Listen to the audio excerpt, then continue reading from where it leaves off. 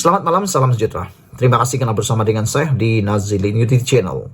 Terima kasih karena terus setia menyokong channel ini. Bagi mereka yang kali pertama menonton channel ini adalah channel yang bebas daripada mana-mana partai politik, dan kita adalah orang yang mencari isu yang boleh kita bahaskan, boleh kita bincangkan dalam media sosial.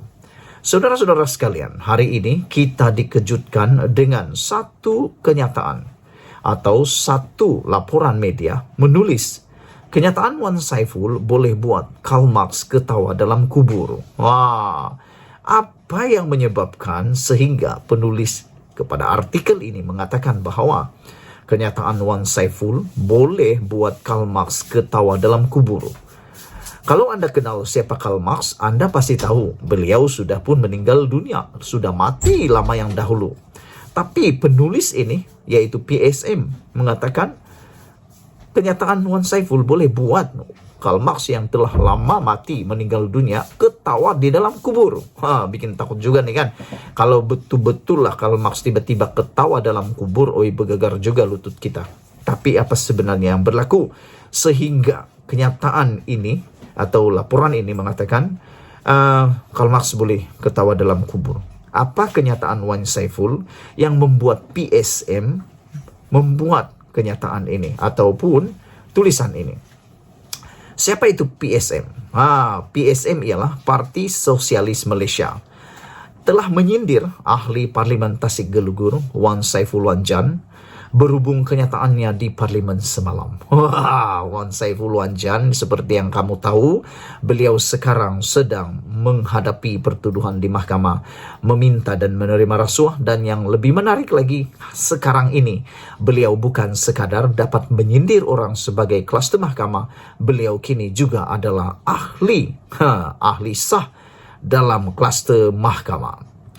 Timbalan pengerusi PSM SRT Chelvan berkata, kenyataan Wan Saiful mengenai manifesto komunis boleh menyebabkan ahli falsafah Jerman Karl Marx ketawa di dalam kubur. Karl Marx akan ketawa dalam kuburnya di Highgate, London, apabila mengetahui seorang ahli parlimen Malaysia telah membangkitkan manifesto komunis tulisannya di Parlimen Malaysia pada tahun 2023. 175 tahun selepas ia pertama kali diterbitkan pada 1848, kata beliau. Jika Perdana Menteri Anwar Ibrahim tidak peka dengan setiap situasi semasa seperti didakwa Wan Saiful, maka Wan Saiful pula menembak guna kelonsong peluru dan jauh di luar jangkauannya, katanya pada Malaysia Kini petang tadi. Semalam Wan Saiful bertanya sama ada belanjawan kerajaan diilhamkan oleh manifesto komunis yang ditulis Marx dan Friedrich Engels. Wan Saiful juga mempersoalkan sama ada Perdana Menteri cuba mencetuskan peperangan kelas. Art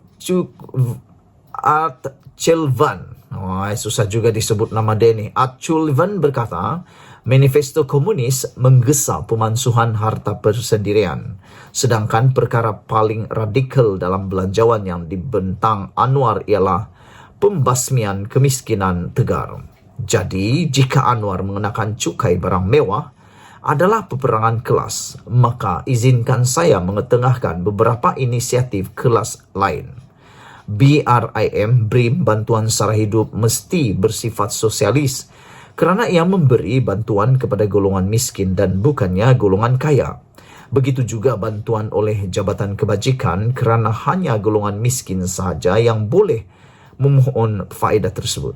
Begitu juga pusat bantuan guaman kerana mereka mempunyai ujian cara sebelum seseorang itu layak. Malah ini termasuk perumahan kos rendah dan bagaimana pula dengan dasar ekonomi baru. Bukankah dasar ekonomi baru bertujuan untuk membasmi kemiskinan dan membantu meningkatkan kedudukan ekonomi bumi putra? Soal beliau. Art Chelvan berkata, jika mengikut logik Wan Saiful, ini bermakna semua bekas Perdana Menteri termasuk Presiden Bersatu Muhyiddin Yassin akan dianggap komunis kerana dasar membantu golongan miskin. Jadi dengan ini, seperti yang dikatakan oleh Art Chelvan ini, Wan Saiful sebenarnya tertembak kaki sendiri. Coba menembak orang lain dengan peluru yang disangka boleh membunuh. Rupa-rupanya peluru itu kelongsong kosong, kata Sullivan. Dan selain itu menembak kaki sendiri pula. Apabila Sullivan mengatakan, adakah ini bermakna semua bekas Perdana Menteri termasuk Presiden Bersatu Muhyiddin Yassin akan dianggap komunis kerana dasar membantu golongan miskin, kata beliau. Sekarang jika kita mula menyenaraikan sesuatu, nampaknya segala yang baik dalam masyarakat adalah sosialisme. Dan apabila semuanya sama, maka itu mestilah komunisme, masyarakat tanpa kelas, kata beliau.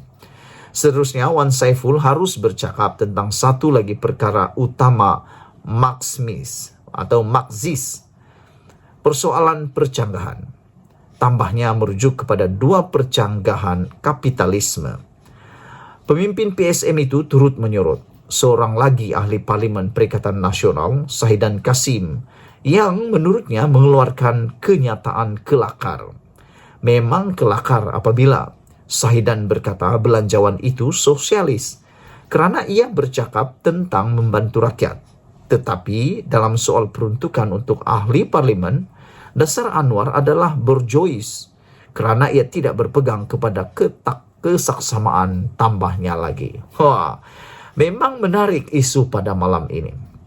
Apabila beberapa hal yang amat menonjol di dalam tulisan ataupun kenyataan ini, yaitu Wan Saiful boleh buat Karl Marx ketawa dalam kubur, manakala tidak ketawa dalam kubur, kerana kata pemimpin PSM ini, yaitu Parti Sosialis Malaysia, beliau menyatakan bahawa kenyataan Wan Saiful mengenai manifesto komunis boleh menyebabkan ahli falsafah Jerman itu ketawa dalam kubur. Kerana manifesto itu ditulis 175 tahun yang lepas, yaitu 1848. Dan yang lebih menarik lagi, apabila pemimpin Parti Sosialis Malaysia ini mempersoalkan, mengikut logik Wan Saiful, ini bermakna semua bekas pemimpin Perdana Menteri termasuk Presiden Bersatu Muhyiddin Yassin akan dianggap komunis kerana dasar membantu golongan miskin. Sekarang jika kita mahu menyenaraikan sesuatu, nampaknya segala yang baik dalam masyarakat adalah sosialisme. Dan apabila semuanya sama, maka ia mestilah komunisme, masyarakat tanpa kelas, kata beliau. Sekian dulu untuk kali ini. Jangan lupa tinggalkan komen anda, tekan butang subscribe. Kita jumpa lagi. Bye-bye.